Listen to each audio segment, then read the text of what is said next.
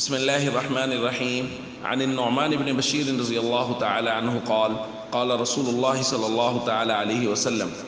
ألا إن في الجسد مضغة إذا صلحت صلح الجسد كله وإذا فسدت فسد الجسد كله ألا وهي القلب متفق علیہ۔ رسول اللہ صلی اللہ علیہ وسلم نے ارشاد فرمایا خبردار رہنا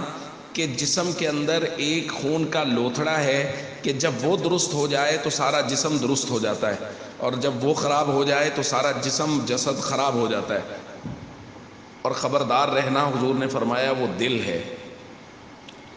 یعنی دل جسم کا ایسا حصہ ہے کہ اگر وہ درست سمت، اس کا سفر درست سمت میں ہو جائے اور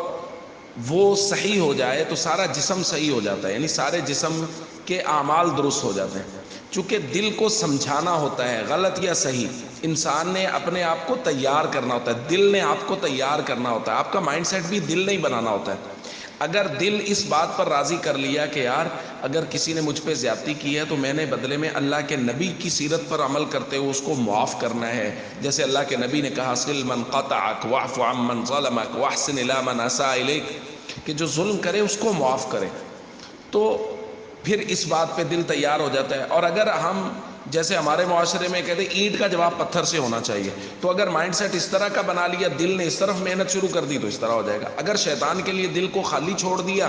تو پھر شیطان اس طرف محنت کر کے اس طرف لے جائے گا۔ اسی طرح دکان پہ بیٹھے ہیں، نماز کا وقت ہے، اگر دل کو تیار کر لیا کہ یار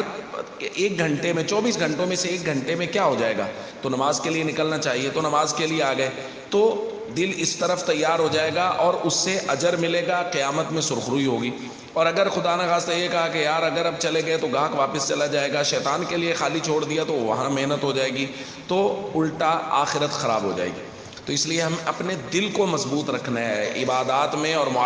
معاشرتی لحاظ سے اپنے دل پہ محنت کرنی ہے، دل کو صحیح سمت لے کے جانا ہے۔ جب دل کا رخ صحیح ہوگا تو پورے جسم کا رخ صحیح ہوگا اور ہمارا معاشرہ ایک بہترین معاشرہ بنے گا۔